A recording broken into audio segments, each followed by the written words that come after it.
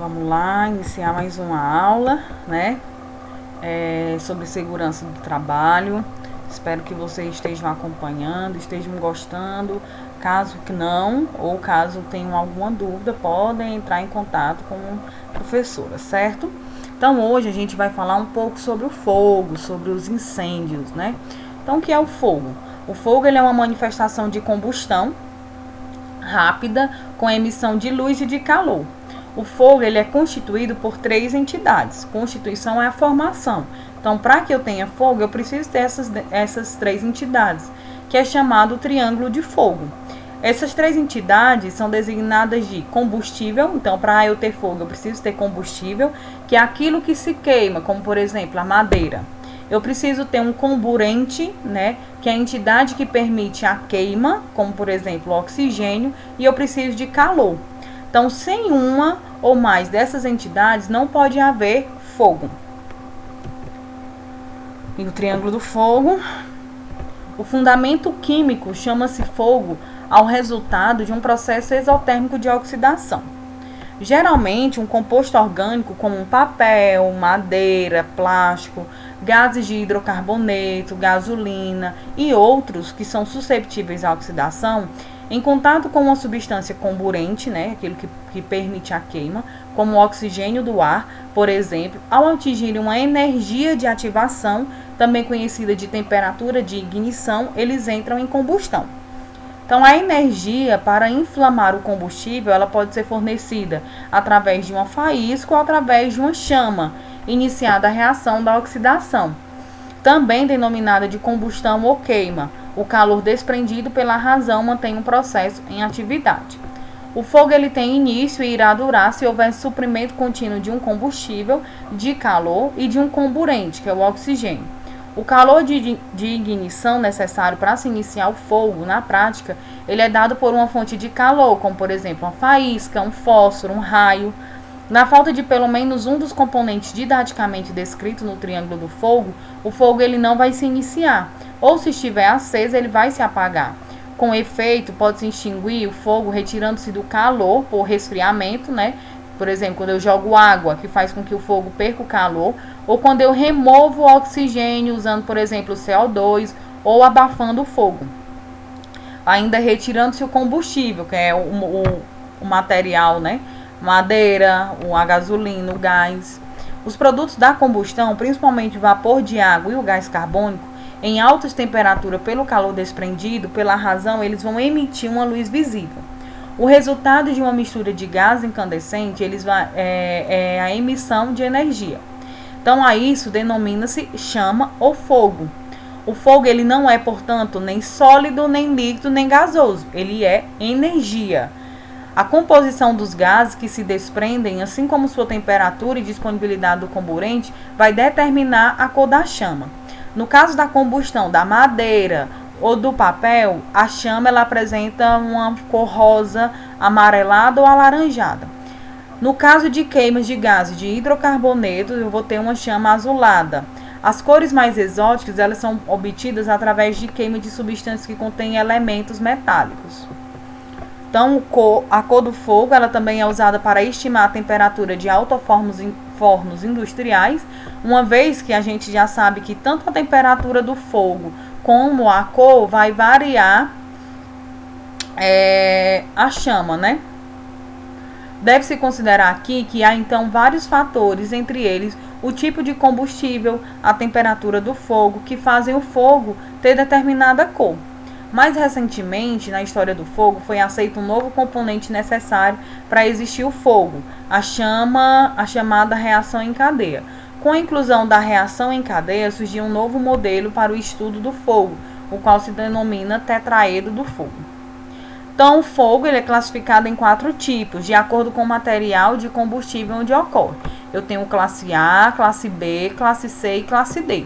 O fogo de classe A, ele ocorre em materiais de fácil combustão, com propriedades, né, que queimam superfície e profundidade e que vão deixar resíduos, como por exemplo a madeira, o tecido, papel, as fibras, são materiais que queimam tanto em superfície quanto em profundidade e deixam resíduos.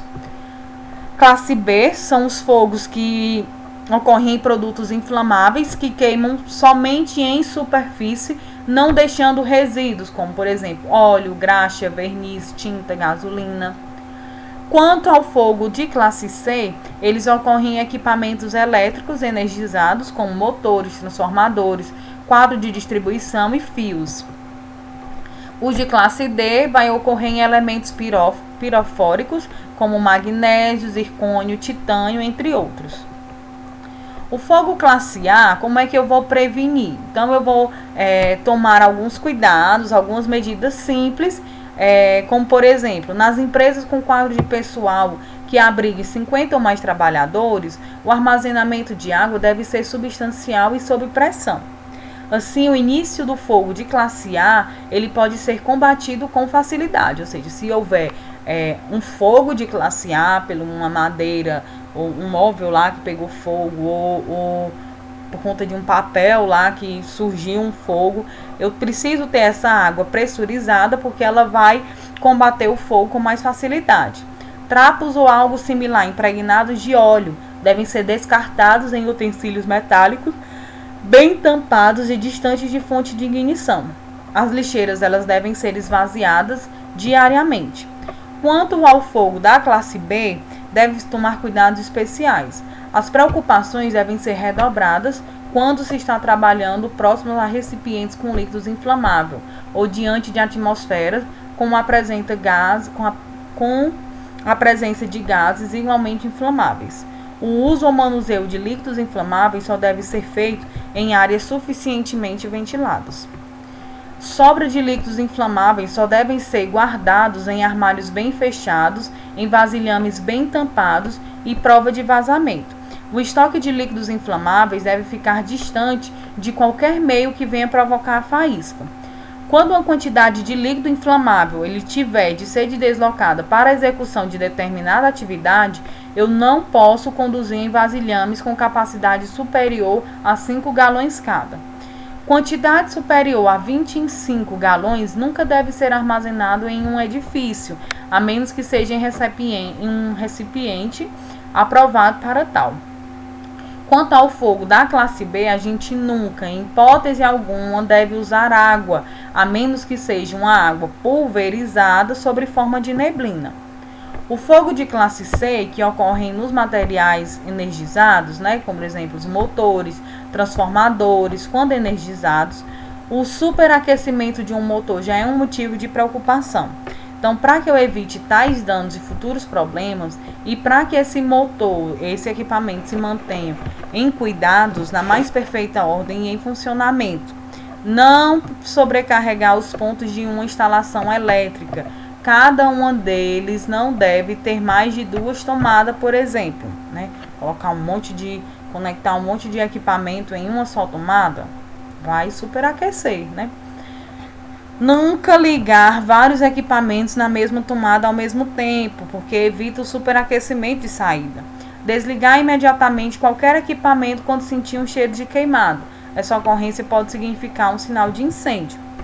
Quando na extensão elétrica você usar uma lâmpada como iluminação auxiliar, procurar usar as que possuem proteção metálica em volta dela. Dessa forma você vai evitar o calor direto da lâmpada sobre um material combustível caso ele entre eventualmente em contato com ele. O fogo de classe D, voltamos a lembrar que surge do magnésio e do zircônio, elementos chamados de pirofóricos. A melhor forma de evitá-lo é adotando todas as medidas relativas aos cuidados com o manuseio de elementos dessa natureza. O combate a esse fogo normalmente é feito com a instalação de chuveiros automáticos. Os extintores utilizados, eles devem obrigatoriamente obedecer às normas brasileiras, que são regulamentos técnicos do Instituto Nacional de Metrologia, Normalização e Qualidade Industrial, o famoso Inmetro. Devem trazer em seu rótulo a informação quanto à sua adequada aplicação. Deverá obrigatoriamente constar a data que foi carregado, data de recarga e número de identificação. Então, o extintor, ele precisa obrigatoriamente ter a marca do Inmetro, o selo do Inmetro, Ele precisa trazer no rótulo a informação quanto à adequada aplicação, ou seja, a instrução de como deve ser utilizado. Deve ter a data de recarga, né? Quando foi carregado, a data de recarga e o número de identificação. Importante, os extintores eles sempre devem ser colocados em locais de fácil visualização e acesso. Esses locais devem ser caracterizados pela existência de um círculo vermelho ou então uma seta da mesma cor que seja larga. Tanto o círculo quanto a seta devem estar envolvidos de uma borda na cor amarela. Então, os extintores eles precisam estar em um local de fácil visualização, num campo onde a pessoa possa visualizar. Esse local ele precisa ter ou um círculo ou uma seta larga de cor vermelha envolto de uma cor amarela, né? Os extintores, eles também são classificáveis, né? Então tem classe A, B, C e D. A classe A, ele vai ser utilizado para fogo de classe A, né? Ou seja, fogo oriundo de madeira, papel, tecido. A aplicação desse tipo de extintor, ele reduz a temperatura do material em chama para a temperatura baixa de seu ponto de ignição. Então, seu conteúdo pode ser água pressurizada, que via de regra vai evitar uma nova combustão ao encharcar o material. Pode ser espuma, pode ser um pó químico seco. Uma pessoa treinada, ela não vai encontrar dificuldade no combate ao fogo de classe A, estando ele naturalmente no seu início ao fazer o uso desse tipo de extintor. Os extintores de classe B, eles destinam-se ao combate do fogo em líquido ou gases inflamáveis. O seu conteúdo pode ser espuma, gás carbônico ou pó químico seco. No combate ao fogo de classe B, só usar água se tratar de água pulverizada sobre forma de neblina. Os extintores de classe C, eles destinam-se exclusivamente ao combate do fogo originário de equipamentos elétricos. O seu conteúdo pode ser um pó químico seco, pode ser gás carbônico. Não pode usar espuma e nunca devemos usar água no combate ao fogo de classe C. A mesma exceção se dá ao fogo de classe B, a não ser que seja uma água pulverizada em forma de neblina. Os extintores de classe D, destinam-se ao fogo de classe D, que tem origem nos elementos pirofóricos como zircônio, magnésio, sódio e titânio.